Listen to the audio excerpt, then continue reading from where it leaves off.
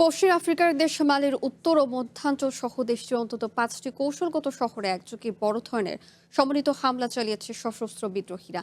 স্থানীয় সময় শনিবার ভোরে শুরু হওয়া এই হামলায় তুমুল গোলাগুলি ও দফায় দফায় শক্তিশালী বিস্ফোরণের খবর পাওয়া গেছে।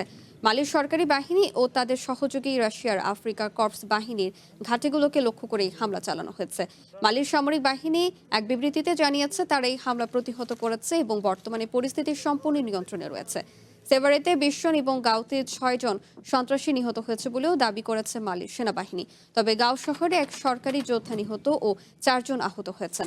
তুয়ারেগ ভিত্তিক বিদ্রোহী গোষ্ঠী আজাওয়াত লিবারেশন ফ্রন্টের একজন মুখপাত্র সামাজিক মাধ্যমে জানিয়েছেন তাদের যোদ্ধারা উত্তর পূর্ব কিদাল অঞ্চলের আনাফিস শহরে প্রবেশ করে এই অভিযান চালিয়েছে।